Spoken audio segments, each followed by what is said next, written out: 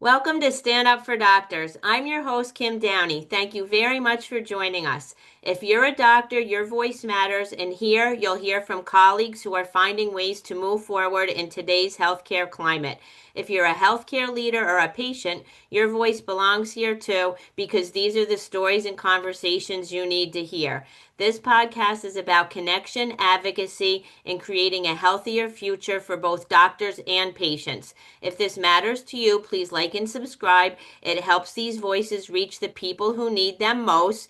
And I'd like to share that we're hosting an amazing physician retreat October 9 to 12, 2026 at Windrose on Hudson in Ossining, New York.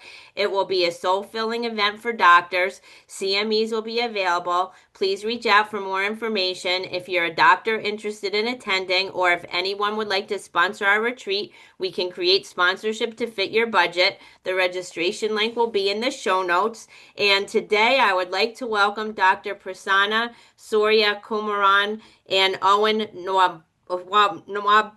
Sorry, Owen Nwanebu. Thanks for Nwanebu. joining us today, Prasanna and Owen. You're welcome. Thank you. You're welcome. And by way of a brief introduction, Prasanna is a professor of urology, robotic surgeon, Oxford academic, clinical lead roles in robotic surgery, men's health, urology, and urological innovation, chief men's health officer, chief academic officer, and research physician. And Owen empowers leaders to live and lead with emotional intelligence. He's a leadership coach and healthcare career strategist, championing early conflict resolution through mediation, and he's also a speaker. And today we're going to be talking about how our family visited London last fall, and I got to meet Owen in person. Our whole family did, and we had a lovely extended visit. And Owen works with leaders to transform their lives and relationships with the skills of emotional intelligence. And we'll discuss how Prasanna sees that impacting his role as a physician and a surgeon. And what would you most like our audience to know about you as we begin our conversation? Prasanna, would you like to go first? What would I like the most to know about me? I think what I'd like the most to know about me is that it's lovely what you've said about all my titles, but I guess what I'd like the most to know about me is that I hope I am a patient-centered doctor, and I put the patient in the center of everything I do. So all of those roles you mentioned, lovely, but they all triangulate or, you know, come in with the patient at the center. I really love that you say that. And as a patient myself, I recently had cancer 3 times and 5 surgeries, and I've seen 43 doctors, number 44, in about an hour. So Okay. that means everything to me. So thank you for sharing that. I think that's beautiful. Owen, what would you most like us to know about you? Just the value of relationships that has not been emphasized that much, maybe in our trainings and the things we do. Because I see that when we don't take care of ourselves and our relationships, every other success don't lead to maybe fulfillment as we wanted. So Mm. this is what I'm here to do, is help people maybe focus again on this most important aspect of life and give it attention. And help is always available. That's what I would love people to know, that it's just a matter of, reaching out or saying, I need help. Help is always available. Yes, that's so true. And what I'm trying to share is that healthcare leaders, healthcare workers, and patients were all inextricably connected, right? And it all matters. And Owen, would you like to share a powerful story related to your work? Yes, well, the work I do has to do with supporting healthcare leaders in maybe managing the day-to-day activities of their work, the challenges they face in their work, which I found very fulfilling, because I see particularly doctors, they invest a lot of time, resources to get to the level of the things they do. And sadly, I've seen some of them walk away from it as a result of frustration and some of the experiences, negative experiences some of them have. And really, it is just an issue of not knowing what to do for some of them. And one of those things that have given me a lot of fulfillment is where I meet people in such situations, whether it's as a result of burnout, as a result of the work condition, or whatever thing that could have put them in that situation of thinking of quitting, or being in that situation of considering harming themselves or even taking their lives, some of them. And we get back to a point of, wow, I can still do this thing and enjoy it. This thing I've trained for over the years, this thing I long desire to do. I'm back to it and they're enjoying it, enjoying the work, managing their families, and looking forward to a brighter future and enjoying everyday life. So that's has been the most fulfilling aspect of of my work. Seeing people in that situation, bringing them back back to life, so to say, and enjoy everyday life. Thank you. Well, and thank you for sharing that and for the critical work that you do. Because as you know, I'm doing this work because one of my own doctors did die by suicide, and it's Mm. become my life purpose to support doctors. Wow. So, Prasanna, is there anything you'd like to respond to what Owen said, and if you'd like to share a story of your own?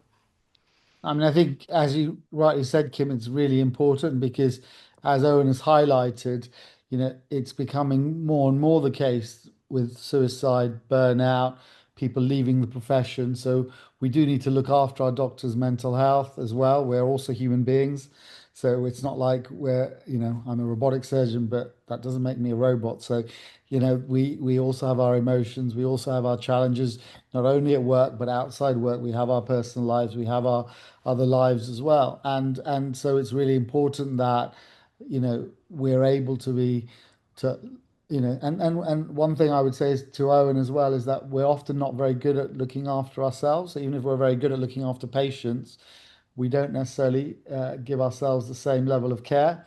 Our self-care is often not on a par with our patient care. And so it's really important to have professionals like Owen and to have podcasts like what you're doing, Kim, to highlight how important it is for us to not only look outwards, but also sometimes focus on ourselves as well and make sure that we are, as whole as can be, because actually without us being whole, it's very hard for us to help other people. And so, I think this work is really important. So thank you. So you're welcome. And by the time this episode airs, our book will be live. White Coats, Human Hearts. It's a second book in our Stand Up for Doctor series. The first one was White Coats, Courageous Hearts. And this one, the subtitle is True Stories of Healing, Belonging, and the Courage to Stay Human in Medicine. And that's what we discuss in this book. Behind every white coat is a human heart. And this book features stories from 11 doctors, two physician spouses, and two patients speaking exactly to what you said. So I'm excited to share it with the world. When doctors read it, they'll feel less alone and they'll feel supported. And we need to get these messages out there. And when patients and other people read it, they'll see their doctor in a new way, that they're a human just like the rest of us. We're all human beings, right? Absolutely. and this work is so important. Owen, what would you like to share about what you've seen, maybe the good and the bad of emotional intelligence, when when it's really used, the difference it can make, and when it's not, the struggles that All right. result?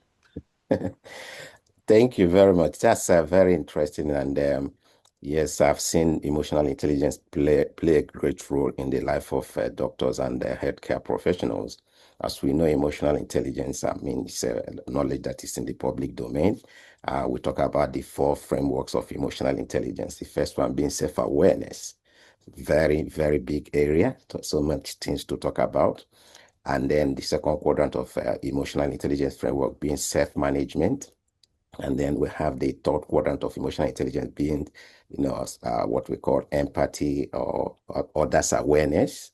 And then the fourth quadrant of emotional intelligence was about relationship management. And all of these areas of emotional intelligence fits well into everyday activity of doctors and healthcare professionals. If you talk, for instance, about starting from the first quadrant, which is self-awareness, if we get a doctor to become self-aware, just like what Professor Prasanna just mentioned, taking care of yourself, just that realization. or even understanding where a lot of them have come from. Because some of my work with doctors, I discovered that most of them are what we call hyper achievers. Over the years, they have been, rewarded for constant performance and achievement, and that's why they are so, so successful, so to say. So that has become a part of how they have been living life. And now, with every activity they have as performing or practicing doctors, you see that if you don't recognize that, you will still be driven every day by constant performance, and until you get to the point of burnout, you don't recognize that really this is the way. At a point, you have to stop also, and you have to give attention to other things, particularly relationship, family, and emotional aspect of life. So really bringing emotional intelligence into their work gives them that understanding of, first of all, recognizing maybe their strengths, areas of improvement, and things they should give attention to, which is a very good one. Actually, some of the work we do, if I can just get a doctor to know how to manage themselves, that's it. Right. They get better. They improve in a lot of ways. Again, the second part of emotional intelligence is the second quadrant, which you talk about empathy or self-management. Sorry, self-management. Getting to know how to respond to situations, getting to know how you have been programmed to respond to situations over the years. Some of them react to situations, but when you become, you learn how to manage yourself, you see that you become more proactive, respond to situations based on what, aligns with your personal values and goals, the things you want to achieve. Another big skill that emotional intelligence impacts on doctors. Then the third quadrant, which is empathy, you deal with people. You don't choose who you deal with depending on your level or the type of work you do as a doctor. So, which is very important, that you need to know how to respond, choose your response based on other people's behavior. Don't let them trigger you. Don't let them push you. You need to know that you get ready to deal with maybe however anybody shows up, you can manage them. Right. So again, a very great skill to help doctors, because if you are not good at that area or that skill, you see that every patient, every individual, in fact, including your colleagues, who trigger you, push you in the wrong direction. Again, that's the third quadrant of emotional intelligence, a very great skill. Each of these skills, we see that, you don't need all of them for every doctor, but just one of them can shift their situation, their life, in a very great way. The fourth quadrant of emotional intelligence, relationship management, very big one. How to build trust, how to work with colleagues. Again, a very big situation, very big skill that if you don't have it, it becomes difficult for you to collaborate, build lasting relationship with people. But again, another thing I've also discovered is, in our world today, you see that our world has a lot of disruption. There's a lot of things going on. We have always said that businesses are operating in VUCA world over the years. Yeah, a lot of volatility, uncertainty, complexity, and ambiguity in the things we do. That's the industry, the healthcare industry is not exempt from that. There's a lot of disruption, legislative disruption, economic disruption, a lot of changes that happen. And if doctors are not prepared to manage those changes, that's where it becomes very challenging for them to enjoy everyday work and things they do. Right. Well, thank you. That was a lot said. What does that bring up for you, Prasanna? We could That, talk that for an hour. Yeah, I mean, that was a very comprehensive, kind of holistic view. I mean, I think as a surgeon, to make it a bit more personal, I think some surgeons have got very good sort of emotional intelligence, and we are not only in relating to ourselves and with colleagues, but also with patients. And actually, Yeah. they tend to, I think, be the better surgeons, which, regardless of technical skill, assuming technical skills are equal, I think those things are really important. How you relate to your theatre staff in theatres, how you relate to your clinic staff, the nursing staff, because as doctors, we work in teams and big teams, and we almost, especially as healthcare has become much more advanced. I'm a robotic surgeon, so in a robotic theatre, there'll be me, there'll be an assistant at the bedside, there'll be a fellow that I'm training, there'll be, an anaesthetist, there'll be an anaesthetic assistant, there'll be a scrub sister on the bedside as well, there'll be a circulating member of staff, there might be a couple of surgeons that are coming to watch and learn from the surgery. So typically there might be 10 plus people in the operating room when I'm working. So, and I'm reliant on at least seven or eight of them in order for me to give the best outcomes for the patient. So communication skills are incredibly important, and how you communicate with the theatre staff. Same is true when you're in the clinic. Same is true when you have research meetings, because as an Oxford academic, I'm of course doing a lot of research as well, and really important how you conduct large studies. You need to be able to deal with statisticians and health economists and trialists and oncologists and other surgeons and so many different types of people. So I think, you know, communication skills, emotional intelligence, understanding your own personality type, Yeah. whether it's Myers-Briggs personality type, and there's 16 of those, understanding who you're dealing with, and being able to speak to them appropriately such that you can get the best out of them, I think is really helpful. I think one thing, sometimes surgeons, if I may say, are not very perhaps so good at. They're quite good at the kind of strategic emotional intelligence things, but they may not be so good at the experiential intelligence, emotional intelligence, the kind of reading the room type stuff sometimes. And I think that's really important. And the other thing, of course, is we're not trained in that. We're trained how to operate. We're trained how to look after patients. We understand the diseases. We spend a huge amount of time, as Owen has said, kind of learning our trade and learning the kind of the science behind it. But I mean, nobody gives us lectures at medical school about emotional intelligence or about our personality types or about how to interact in teams, and do these things. And the great thing about emotional intelligence is that it can be a learnt trait, right? So no matter how good you are, you can always get better, and no matter Yeah. how bad you are, there's Mhm. always That's room for improvements as well. So unlike kind of intelligence, I don't know what the opposite of emotional intelligence yeah. is, but you know what I mean. Unlike kind of IQ intelligence, IQ. Yeah. yeah, which is hard to improve. Yeah. Uh, Emotional intelligence has a lot of room for improvement, and so actually, you know, speaking to people like Owen, will only enhance us as surgeons and doctors to be better, which will only have a positive impact not only for ourselves but for our families, for all of our relationships, for our patients as well. So I think, yeah, emotional intelligence is really important for us. Yeah, well, thank you for sharing all of that. And that's what I've heard too, that you don't really receive this training in your medical education. And people might refer to it as soft skills or as being optional. But it just speaking to what you said, it makes all the difference. And I love that you spotlighted teams, that yes, you're the surgeon, but you're working with the team. And my understanding is if surgeries need to go on longer than anticipated, sometimes the people in the room are on shift work, and that you might even have a shift of a team during a surgery, so that communication is so important. And also, even that you mentioned personality type, so I don't know what your trading is in that, but I had a couple years ago a friend introduced me to the Enneagram personality types, and there's nine of them, and finding out which number I was, and then I even get these daily emails, and it helps me understand myself in the way I relate to and interact with other people so much better. So I really love that you spotlight that. And speaking to your point, is there is a range, because doctors are human and they have a range of emotional intelligence, right? Some higher levels than others. So would you say you've always had an interest or caring in this area, or what helped you develop these skills that, and you share it on LinkedIn as well, right? The things that you talk about and the way you relate to people. Yes, I mean, I think as I said earlier, I think it's a learned skill. I don't think I naturally was very good at it, but I've learned to get better at it with time. And actually, I think it's a lot of positive reinforcement.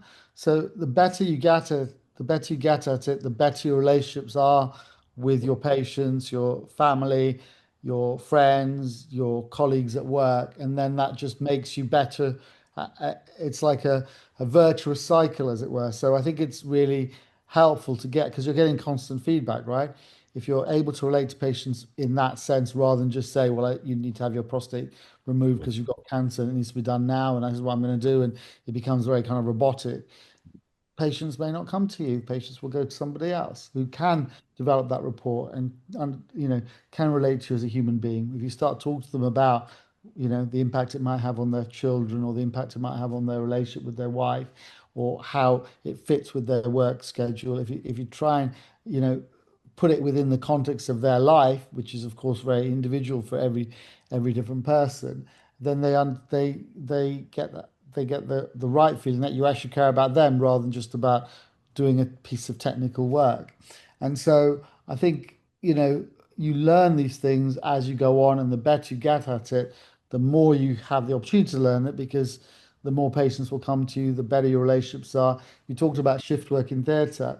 If an operation is going on, and rather than having a new shift come in, it's better if the same shift stays a bit later. And in order for that to happen, you need to be able to have members of staff that like you and that respect you and that want to do the best for the patient because they want to help you as well. If you have relationships where it's all just business and there's no kind of good interaction there, then they'll be like, oh well, I don't really care. I'm leaving when I'm supposed to leave. You Mm. have that kind of work to rule mentality, and it doesn't really work well in healthcare. Which kind of there's a job to be done. We need to do the best for the patient mentality works, of course, much better. So I think these things are very important. I think one of the things also I would highlight is that there are a lot of surgeons that have significant egos, a lot of surgeons that have a God complex, a lot of surgeons that want to be the best and have a lot of professional jealousy. So they're not always the sort of people that you want to be working with, but you still have to some extent. And so learning how to navigate, those personalities and those individuals is really important. But I think the most important thing, Kim, and Owen, as I said earlier, what I said at the start, is if you just focus on what's best for the patient, what's best and what you would want. I have close relatives who've had metastatic advanced cancers. Okay, I've had relatives that have died of cancer. I've had relatives, of course, because I'm a human being and I'm in my late 40s. So clearly, I'm not going to have gone through life without experiencing loss the way that we all have. And you just need to put yourself or your loved one in the position of the patient sitting opposite you, and deal with them like that as a human being. And often, patients are scared. They might react in a bad way because they're scared, because they're vulnerable. And rather than you then reacting in a bad way because they've reacted in a bad way, if you show compassion and kindness and try to understand what's behind their reaction, that's the way to reach out to people. The same what you have to do with your children, right? When they don't do something exactly right, if all you do is you lock them in a cupboard under the stairs, and try and punish them, that doesn't work, does it? So Mhm. we stopped that kind of stick approach many years ago because it just doesn't work. Apart from the fact that it's cruel and wrong, it just doesn't work. So Absolutely. what works much better is if you're able to be compassionate and use the carrot approach to, Mm. to relationships and to things. And it's the same with what we do. So, we're blessed as physicians and as surgeons that we get to look after people. We're privileged that we get to look after people when they're in their most, vulnerable states, and we get to save people's lives. And there are not many people that can necessarily say that. So it's a privilege, and it's something that we should take as a privilege. And not only is it a privilege, we get paid to do it as well. So, we get paid to do something which is a privilege, and a real honor, and it allows us a real, where we become really important in somebody's life, and it gives us great impact. But with great power comes great responsibility, and so we have to make sure that we don't become egotistical, we don't become God complex, and we don't tell patients what they have to do, because at the end of the day, it's a partnership, and outcomes for patients are much better when when it's a partnership rather than it being very paternalistic with the doctor telling the patient what to do. Well, all of that really resonated with me. And Owen, I see that you're nodding your head. So anything you'd wish to respond, and also like within a couple minutes, if you wish to share where setting boundaries intersects with emotional intelligence, right? Because I love that Prasanna is talking about patient-centered care and all of these things. But we also need the doctors need to resource and care for themselves. Yeah. Yeah, right. Thank you very much, Prof, for all the things you have, the practical application of some of the things we are talking about here, how we related it, particularly in the area of communication. Just like you have experienced, just that communication, the way you tell a patient that this is going to happen. In fact, the same situation, nothing changed, but your presentation of that situation to a patient could change the whole procedure, the whole their response to that situation, their management of it, and that's a skill also. That's empathy. We talk about emotional empathy. We'll talk about cognitive empathy, empathy consent, emotional, cognitive empathy, putting yourself in another person's position. Right, as a surgeon, you say, if you put yourself in the position of, if I got this news, I'm going to give this person, how would I react to that? So if you could place that, then you can present that situation in such a way that is manageable, for that individual. But if you don't have that skill, it just be transactional. This is what is going Right. to happen. It's difficult to manage. Right? In fact, even the cognitive empathy we talk about, the patient, you know what they want from you, even without them asking. It's just again skill. But I also love that the fact that you emphasize that emotional intelligence skills can be learned over the years. And wherever you are, you can start from somewhere. In fact, the better you get at it, the more you want to learn. Yeah. So you can start from Because you zero. get, as I say, you get that positive feedback, and so you get a Absolutely. lot of satisfaction. The better. It's a bit like when you learn to play golf. When you start learning Yeah, to play golf, you can't get the ball in the hole with 5 shots, 6 shots, 7 shots, and then as you get better, you want to yeah, get better and better and yeah, better at it, and so it becomes addictive. It's the same with any taught skill like surgery or whatever. You yeah, start off at a low baseline and you get better and better, and then you get even better. And so it's exactly the same with emotional intelligence. Yeah, yeah. 100%. Yeah, absolutely. And in terms of setting boundaries, I think that's also very important. One of the things we have come to see is that doctors are very responsible. Anywhere they go, they are recognized. You see that even in the community, in this faith group, they are always responsible because of their form of training. So you see that there are a lot of things calling for your attention. So if you don't plan yourself properly, they are knowing where to say no, because each time you say yes to something, you're saying no to something else. So have a schedule, a very clear schedule of what we call time boxing, more or less. We know what you are doing each day, and saying no gracefully can help in a lot of things. You don't need to be involved in everything. Definitely, because of their way of training, their level of responsibility, everyone wants you to be involved in their life in one way or the other. Any community you belong to, they want to give you responsibility. But again, having that boldness, that self-awareness, that knowledge is okay. I can't handle everything. I only have 24 hours like every other person, and I can only put it in the most important things. What are the things that are most important to me, including my rest, my sleep, those things that give me a bit of refreshment for me to be able to do the things I do, at the level I want to do them. So setting boundaries is a very great one, and maybe avoiding what we call FOMO, the fear of missing out. Yeah. So definitely they have to miss out in some things. So at that level of responsibility, you can't be in every party, you can't attend every event. There must be things you have to be fine. You should be okay missing out in some things, because that's what that level of responsibility requires. So setting boundaries is a very great skill for doctors too.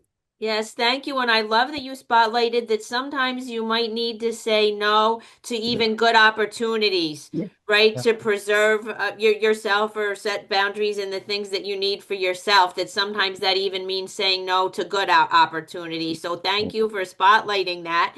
yeah. And as we wind down, I'm going to ask each of you in one or two sentences, what is your take home action message for our audience? Prasanna, would you like to go first? I think my take home message is always try and find joy in what you do, because otherwise, burnout is a significant risk as a doctor. Similar to what Owen said, I think setting boundaries and learning to say no to things, and not feeling like you're missing out, and not focusing on your career, because a lot of doctors get focused on their career and on what titles they get and how much money they make or this or that, these sort of status type symbols. If you just focus on what gives you joy, what you actually really enjoy doing, whether that's research like I do, seeing patients like I do, whatever, and doing and saying yes to opportunities based on whether you actually are going to get joy from it rather than whether it's going to improve your status, then the money will come and the status will come as a byproduct, but it shouldn't be the focus. The patient and your joy should be the focus. Thank you, Owen. Absolutely. Just to echo that, yes, we say that success without fulfillment is failure. Right. So really, my message here is live a fulfilled life, and living a fulfilled life involves recognizing you have a career, you have other life to live, family, relationship is so important. And we have come to see that if people fail in that area, it impacts every other aspect of their life in a negative way. So give attention to the things that are really important. Okay, I also want to say that help is always available. You don't need to struggle in these things. From the things we shared here, you see that there are very easy things to do, like talking about this emotional intelligence, just self-awareness, little things that can help you. So don't struggle alone. Don't think you know everything. Absolutely, very intelligent, very educated, very accomplished, but there's maybe just some small things that you can just do to improve the situation if you find yourself struggling or in any sort of challenge. Help is available. So you can always reach out for help. So, and that's one of the areas I see that a lot of doctors don't do very well. They don't ask for help. And I understand that because many of us go to them, they save lives. So who are they going to? I think So, it's but also so because but they see it as a failure, which is wrong. yes, absolutely. They see it as stigmatizing. They see that, oh, I can't be off work with stress, or I can't be off work with this or that. They have this kind of macho Yeah, attitude that they are, invincible. And if they accept that they need help, then yeah, that somehow, affects their self-esteem. And I think it's completely wrong.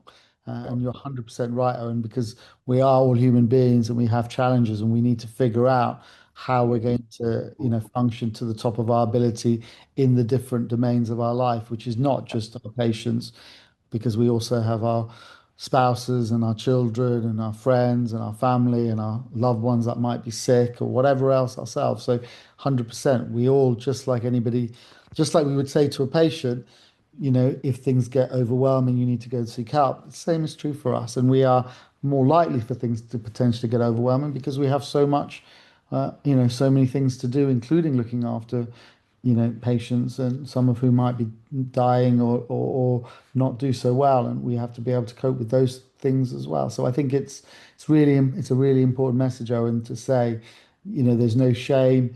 In yeah, fact, I see it as a sign of strength, actually, to be, yeah, to be vulnerable and to actually ask for help because it shows a level of insight yeah, that is really important for your own self-development and for your own growth. And actually, that's what makes you a better doctor as well, because if you've gone through that journey, and you understand when to access help and how to improve, that's much better than someone that thinks they never need any help, they never need anything, they're perfect as they are. yeah. Thank you. Absolutely to all of that. I can't say it any better. So thank you for this very thoughtful and insightful conversation. I'm really looking forward to sharing it. And I'll share any links that you shared with me as how our listeners can reach out to you in the show notes. And this episode was supported by a member of our Stand Up for Doctors community. Thank you for helping us sustain this work. And thanks again for being my guest today. I really love this conversation. It's an important conversation to have. So thank you both so much. Thank you so much, Kim. And just one last thing, as well as my website, patients get hold of me through by connecting to me on LinkedIn because I'm active on LinkedIn and I have a lot of patient followers on LinkedIn, and I'm very happy to always connect with patients or anybody really through LinkedIn. So yeah, I'm really happy to be connected that way as well. That's great. And Owen has shared his links with me, and you're also on LinkedIn. Yes, very active on LinkedIn too. And I want to thank you also for this opportunity to be here and share this insight and the opportunity to meet Prof too. Thank Yeah, you very it's been a much. pleasure. It's been a Yes, pleasure to yes, meet we you. Yeah, you're welcome. And Owen had me on his podcast, so I'm actually honored to reciprocate today. So thanks again. And in closing, to move the needle in healthcare, we all need to raise our voices and we all need to care about each other. We already know that doctors need to care about patients. Patients need to care about doctors too. So stand up, doctors, and let's stand up for doctors.